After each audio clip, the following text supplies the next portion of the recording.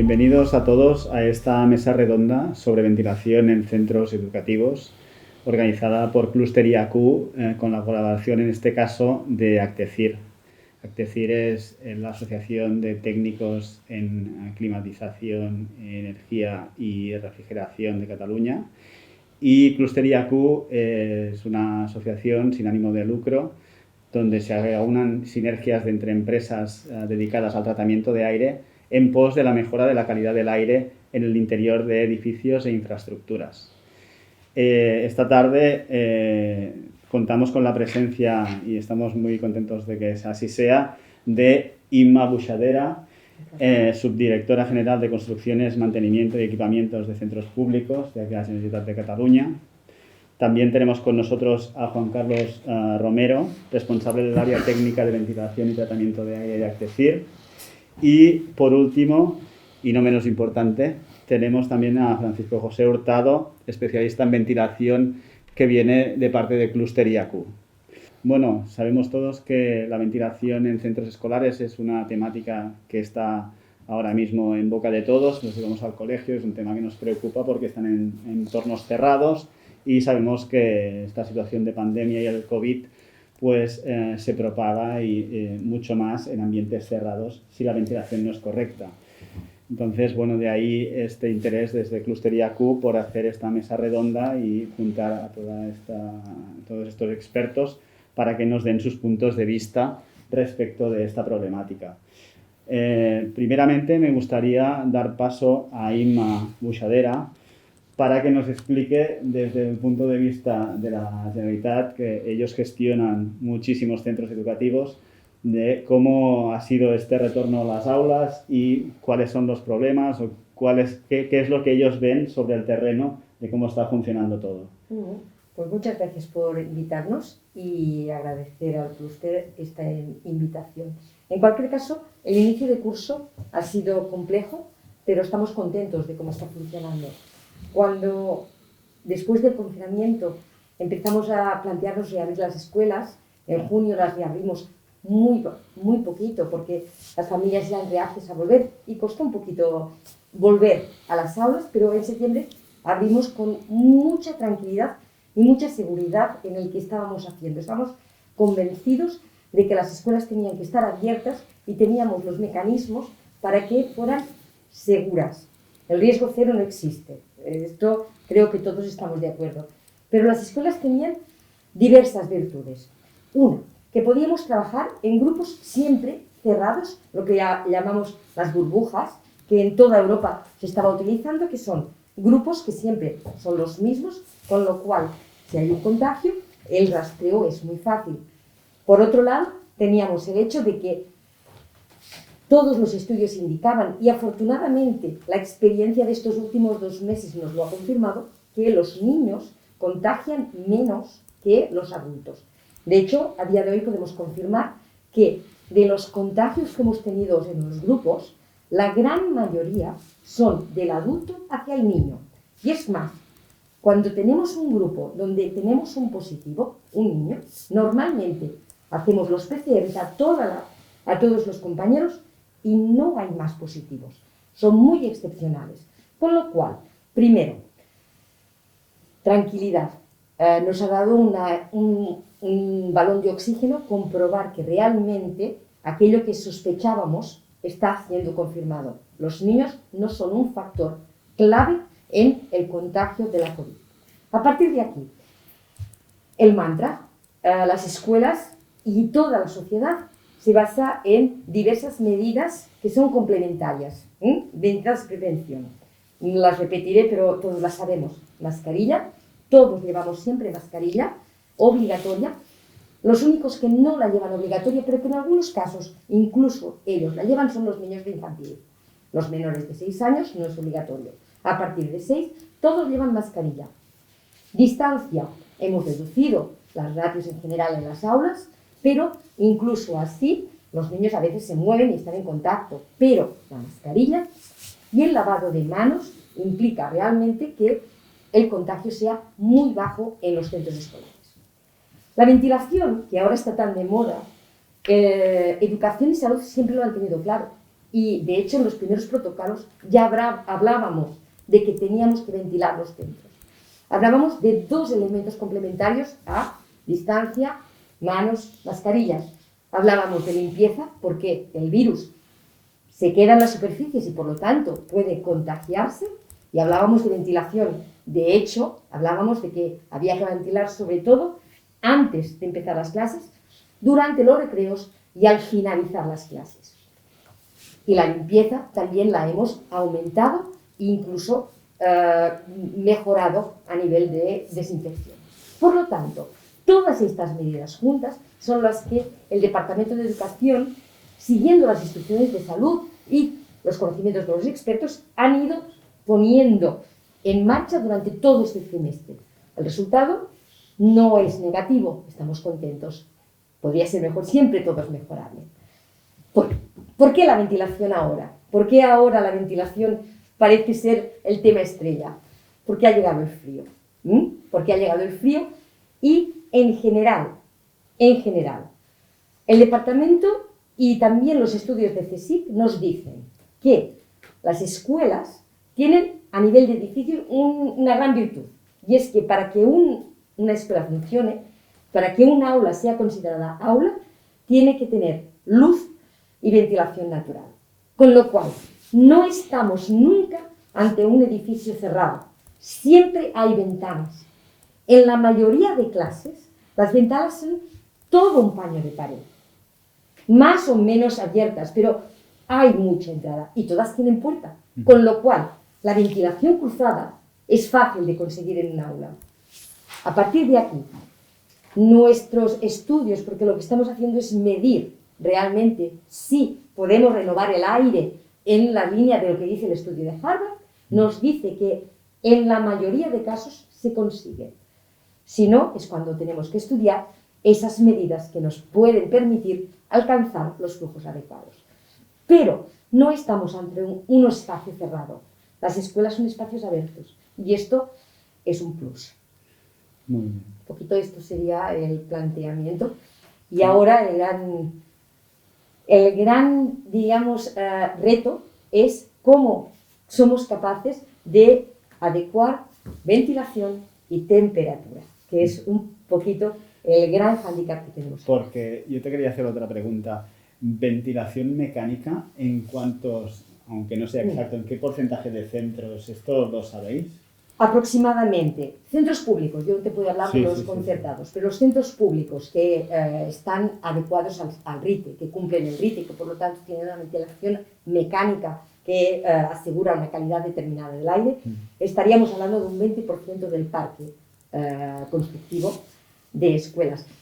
Piensa que tenemos escuelas muy distintas. Tenemos escuelas de la época de la República. Tenemos escuelas del final del franquismo, cuando hubo el boom demográfico y hubo que escolarizar a mucha gente de golpe.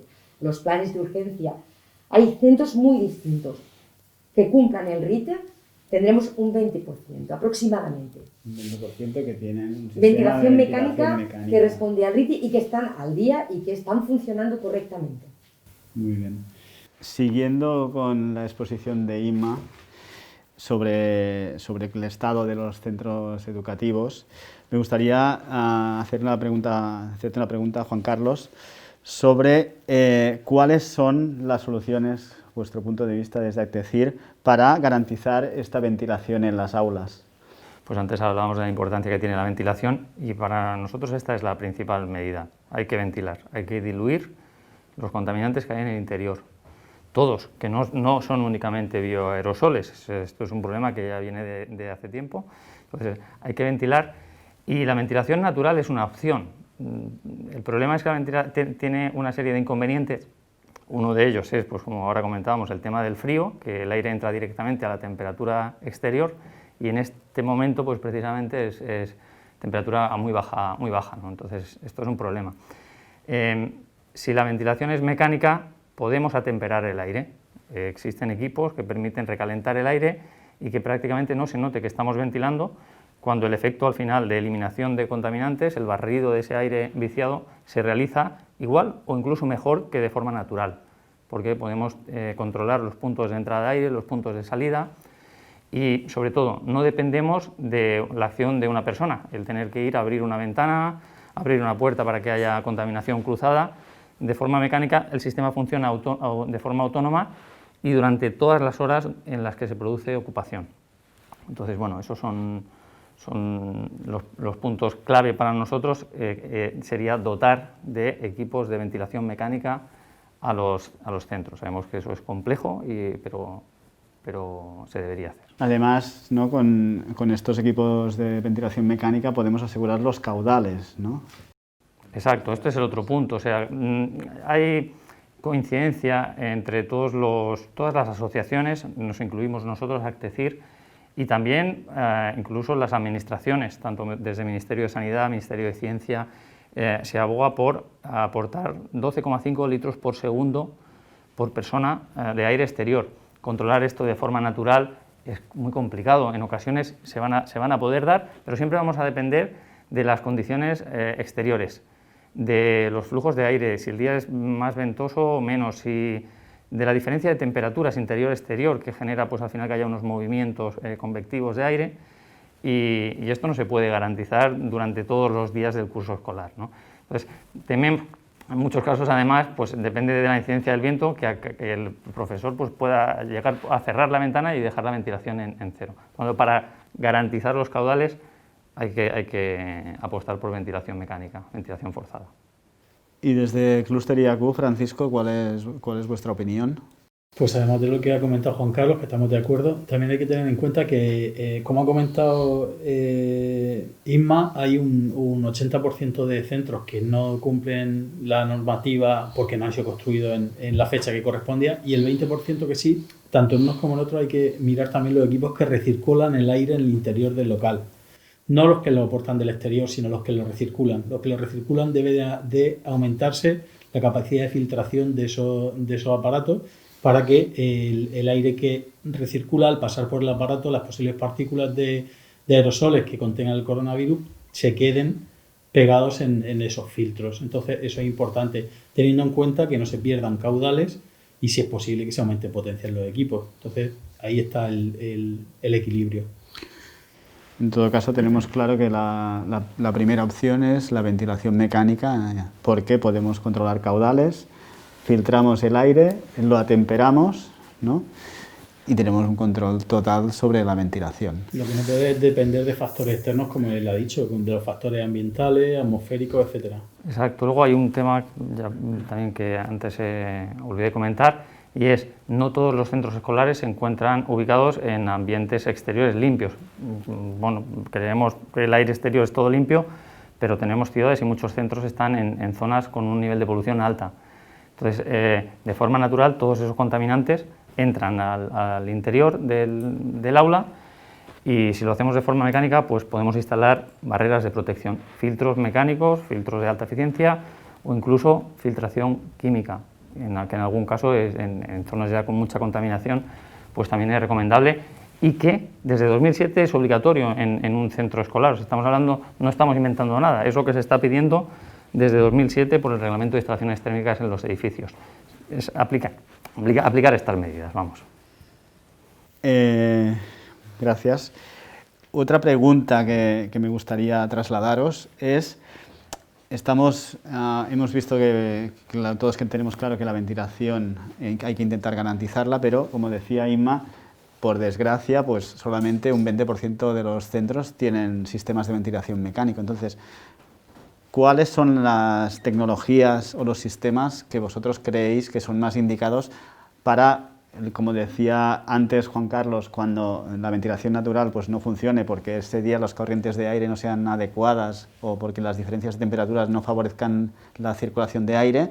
Pues, ¿qué tecnologías podemos añadir a esta ventilación natural para intentar, sin llegar a riesgo cero, porque como decía Inma, pues esto no existe de momento, por desgracia, mejorar esta ventilación? Francisco. Serían los recuperadores de calor. Sería una forma de realizar una ventilación sin perder el confort térmico, porque el aire que entra del exterior lo igualas un poco con la temperatura del interior. Sobre este asunto es importante que se utilicen recuperadores de calor que con intercambiadores de placas, no rotativos, porque en los recuperadores de calor rotativos sí que se puede producir algún intercambio de que el mismo aire que va a salir al exterior vuelva a entrar. Entonces es importante utilizar estas tecnologías. Y luego, como complemento, pues se pueden utilizar cuando la zona no permita, o por ejemplo en estos tiempos que estamos, que ahora mismo no puede cerrar un colegio para hacer obras, pues puede utilizar como complemento los purificadores de aire portátiles. ¿Con qué tipo de...? ¿Con filtros? ¿Con En principio algún tipo de...? llevar filtro EPA o una eficiencia del 99,997, que sería un filtro EPA H13, o 99,99997, que sería el filtro H14. Con cualquier filtro EPA ya se asegura en la captación, y con esos porcentajes se asegura. Hay que tener en cuenta que el tamaño del coronavirus son 100 nanómetros y una gotícula de aerosol, me parece que eran, si no me equivoco, creo que eran 30.000 nanómetros, o sea que el coronavirus lo va a atrapar seguro, y el tamaño de partícula que atrapa los filtros EPA entre 0,1 y 0,3, entonces al final lo va a atrapar siempre. Muchas gracias, Francisco. Juan Carlos, desde ACDECIR, ¿cuál es vuestra opinión al respecto de estas técnicas para reforzar o para aumentar la eficacia de esta ventilación? Bien, bueno, totalmente de acuerdo. De todos modos, quizás sería interesante plantear dos escenarios. El ideal, que entiendo que sería más aplicable a medio plazo, que sería la dotación en centros de unidades de ventilación con recuperador de calor.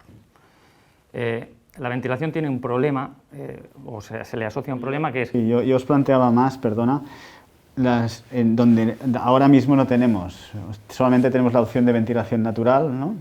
¿Qué podemos hacer en estos centros? Luego sí que me gustaría también introducir cuál creemos que es el camino a seguir, ¿no? Para mejorar realmente a largo plazo, ¿no? Pero ahora tenemos, como decía Inma, muchas escuelas donde solamente existe la opción de ventilación natural, que bueno, que ya es buena y que todas las clases la disponen de ella. Pues en estos casos, ¿cómo reforzar o cómo hacer una mejora? Sí, entiendo.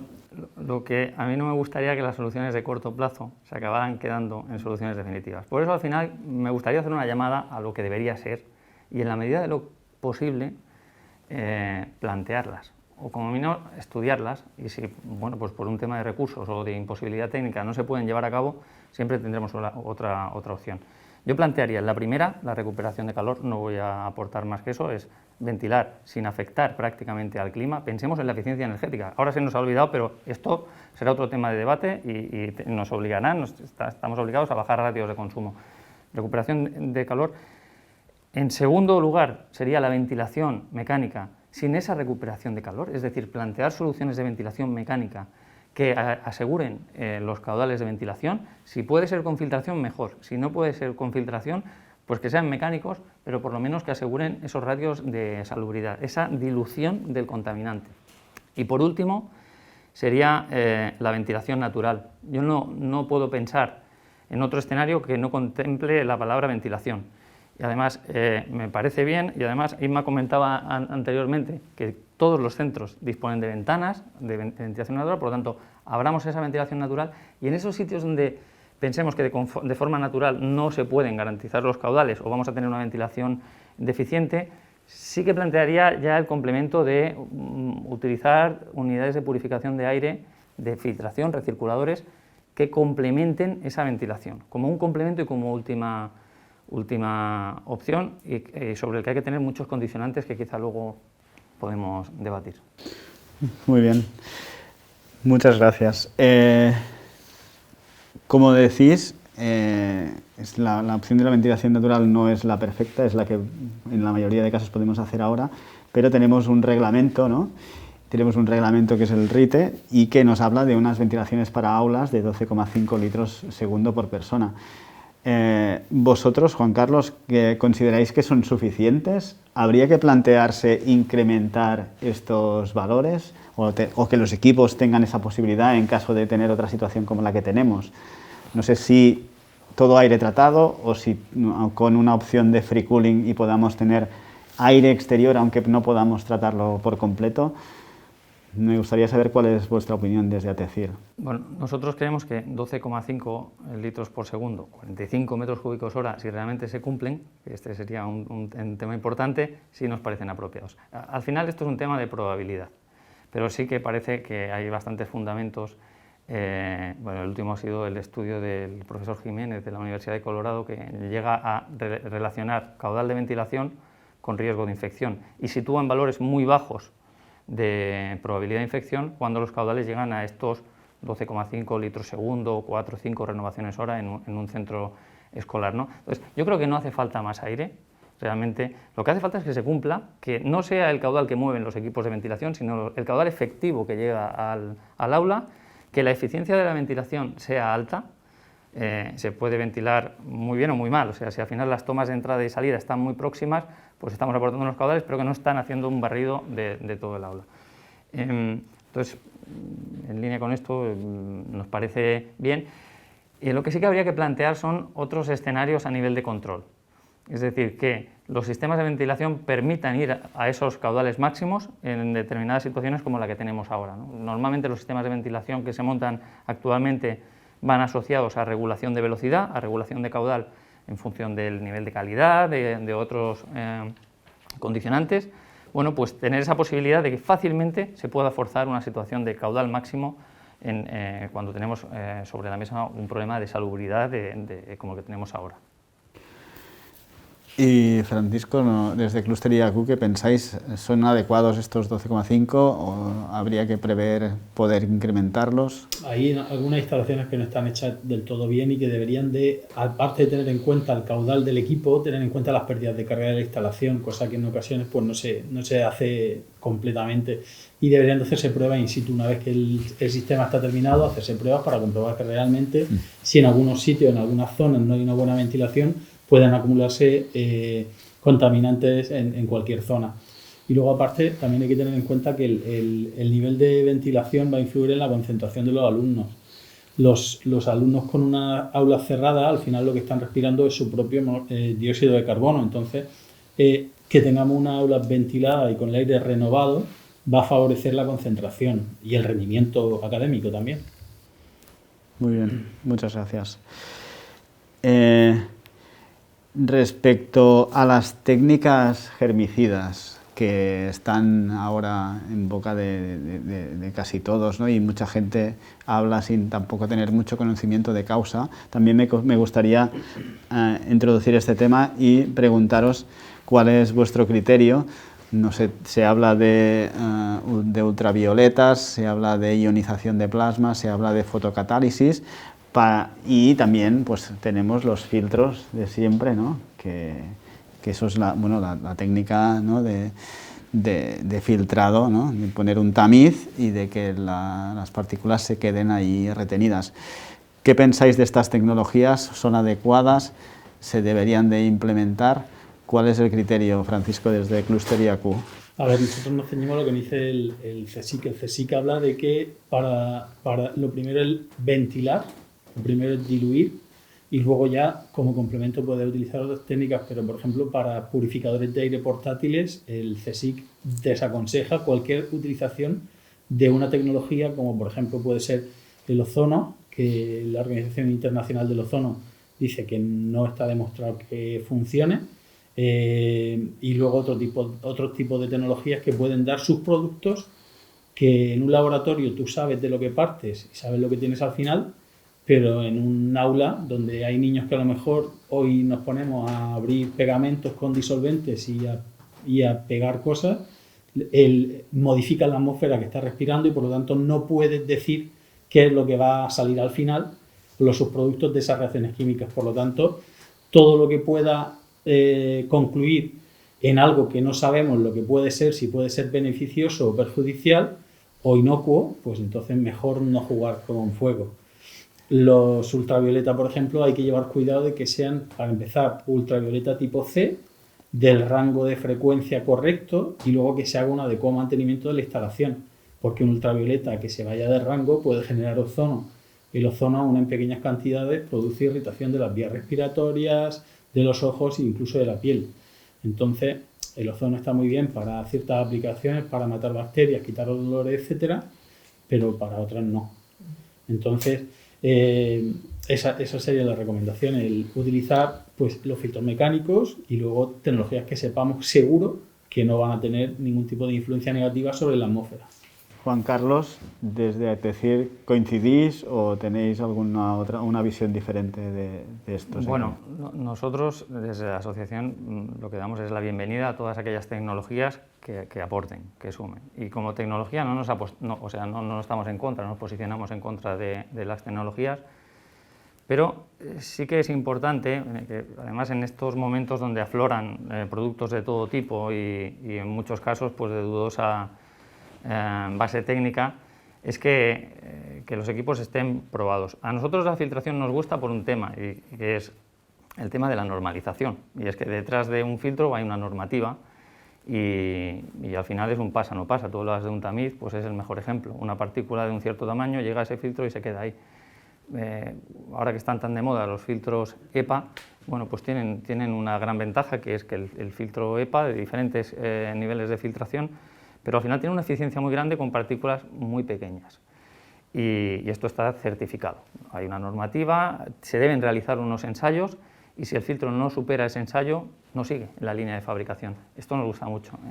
Luego todo el tema de sistemas alternativos a la filtración, yo quiero pensar más complementarios a la filtración. Pueden ser interesantes cuando se utilizan con criterio y sobre todo cuando se dimensionan bien y se ensayan. Quiero decir, antes hablabas de las lámparas UVC. Yo en el paso del aire veo complicado que sean efectivas por el tema de la gran necesidad de densidad de radiación que necesitan, pero en cambio, por ejemplo, en climatizadores, hay muchos colegios que se están haciendo en la zona norte con climatizadores. En los climatizadores podrían ser interesantes radiando sobre las baterías. De hecho, esto es una cosa que se utiliza desde hace mucho tiempo como un elemento germicida de la condensación que se produce sobre las baterías de frío-calor en los equipos, ¿no? Entonces, bienvenido. Igual ahora en algunas zonas se están montando también bastantes sistemas de oxidación fotocatalítica. Ok, son eficientes en la eliminación de partículas de pequeño tamaño, pero generan algún subproducto. Bueno, pues esto es lo que hay que exigir a esos fabricantes, que nos entreguen las certificaciones, que nos entreguen información sobre los residuos que se generan o no, integrados en el producto, porque esto es otra cosa. Una cosa es la tecnología y otra cómo se implementa en un producto, en una unidad de ventilación, en un conducto, en una unidad de climatización. Entonces, un poco este es el posicionamiento. No nos negamos a nada, pero tiene que estar muy bien documentado. Sobre la ultravioleta tipo C, hay un documento de los primeros que sacó la Organización Mundial de la Salud, que es una normativa o unas recomendaciones sobre cómo convertir centros de hospitales de campaña en centros donde trabajar con enfermedades respiratorias agudas, como por ejemplo la tuberculosis, etc. Y en todo eso, en la tuberculosis en la que se basan para todas las normativas posteriores. Y una de las cosas que dicen es que los ultravioleta tipo C no sirven de nada sin un filtro. Es decir, tienen que ser como un complemento para un filtro. Entonces, tú en una instalación, por ejemplo, donde tú ya tengas aire recirculado y tengas una etapa de filtración, justo al lado puedes colocar una etapa de ultravioleta y va a funcionar. De hecho, te va a eliminar el biofilm que luego ensucia los conductos, etcétera, etcétera. Pero sí que es cierto que simplemente como un paso de aire no es necesario. Y luego aparte tiene que estar muy bien calculado en función de la sección de paso del aire, la cantidad de caudal de aire y la radiación con la que tú irradies. De hecho, los virus de los microorganismos que más radiación necesitan para ser eliminados.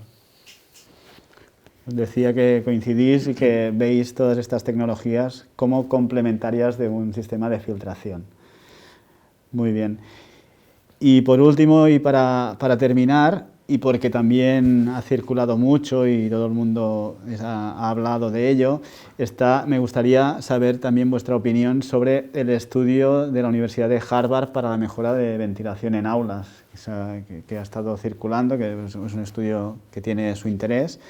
Y me gustaría saber vuestra opinión al respecto sobre los caudales que plantea y sobre los sistemas que plantea. Son un poco los que hemos visto, pero creo que es un tema de interés Francisco, no sé qué te parece a ti, qué es Como dirá desde Juan. Clúster, cuál es la opinión que tenéis. Como dirá Juan Carlos también, si cumplimos RITE, ya estamos cumpliendo lo de Harvard. O sea que ahí ya estaría claro. Otra cosa es que Harvard plantea una serie de rutinas para cómo medir mediante emisores con hielo seco de monóxido de carbono y dióxido de carbono para saber qué rincones de un aula no están bien ventilados. Entonces, desde su punto de vista sí que aporta información. Y luego sí que también habla, pues, lo que hemos comentado de los purificadores, las tecnologías que sí se deben utilizar y no los purificadores de portátiles, etapas de filtración, etcétera. Sigue más o menos el esquema que ha seguido el CSIC. Primero, ventilar de forma natural si es posible. Si no es posible de forma natural, de forma mecánica. Como la forma natural, como hemos comentado, no te la asegura, sino que dependemos de factores externos y de la bonomía de la naturaleza, pues lo que tenemos que hacer es partir a una ventilación mecánica que nos lo asegura. Luego, incrementando con etapas de filtración y luego con purificadores de aire como complemento, ¿vale? Sin utilizar tecnologías que puedan ser perjudiciales. Todo eso lo dice Harvard y todo eso lo dice el CSIC. O sea que más o menos viene a decir lo mismo. Pero, como dice Juan Carlos, si se cumple el RITE, bastante es. Juan Carlos. Sí, estoy de acuerdo, totalmente de acuerdo.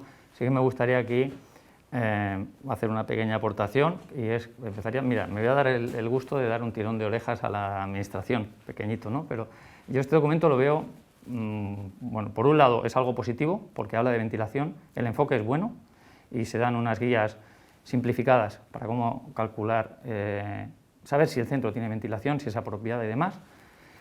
Pero sí que se basa en una normativa que no es de aplicación aquí, con un criterio distinto al que se aplica, para llegar a resultados bastante parecidos, hay que decir.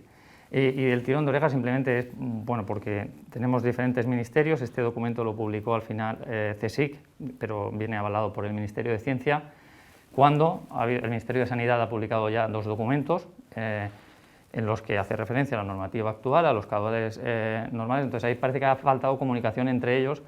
Y aunque creo que la voluntad era buena, pero sí que ha generado pues un poquito de dudas entre la gente que ha visto en ese documento, pues hacen referencias a renovaciones hora en lugar de caudal de ventilación por persona, que creemos que aquí no aplica en Europa en general.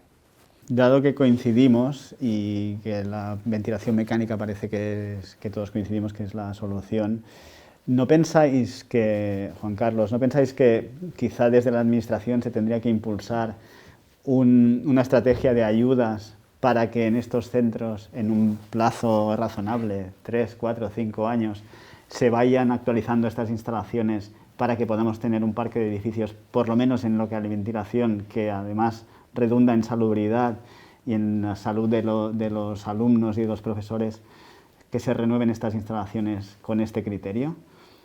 Totalmente necesario. Sería un error pensar que el tema de la falta de ventilación o de la ventilación, digamos, demasiado básica o demasiado dependiente del exterior, de la natural, va a pasar dentro de unos meses o un año cuando tengamos esta pandemia superada.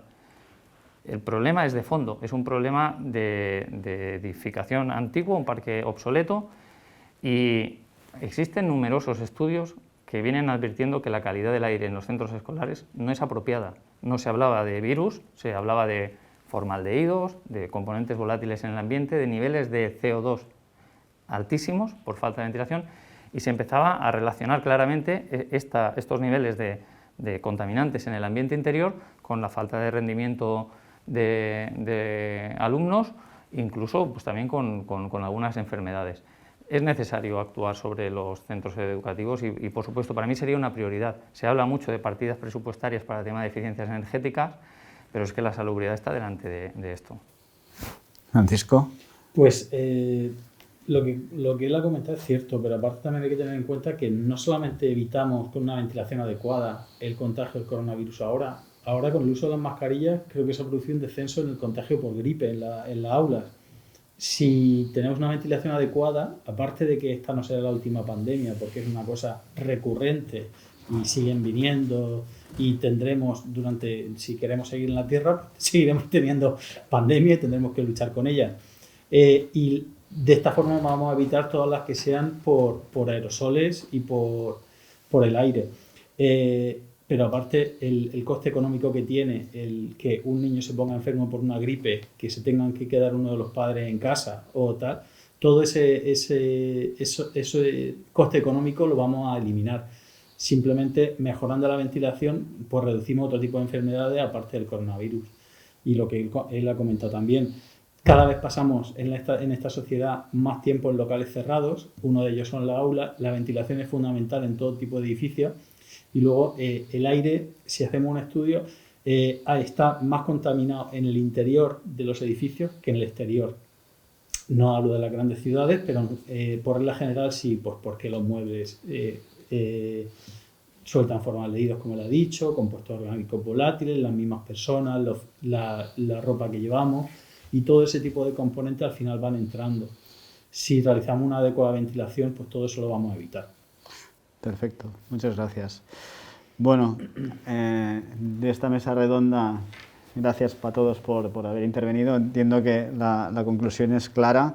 Tenemos que fomentar y mejorar todas estas ventilaciones en centros escolares, intentando que se implanten sistemas mecánicos de ventilación para garantizar esta ventilación y no depender de la ventilación natural, que como solución de emergencia puede ser buena, pero que no a largo plazo no soluciona este problema. Y es importante también destacar el que la implantación de sistemas de ventilación no implica que tengamos que relajar el resto de normas, es decir, la mascarilla, el lavado de manos y el distanciamiento social, en este caso para esta pandemia. Es simplemente un complemento que ayuda, como ya he dicho, no existe el riesgo cero, es reducir el riesgo al mínimo posible.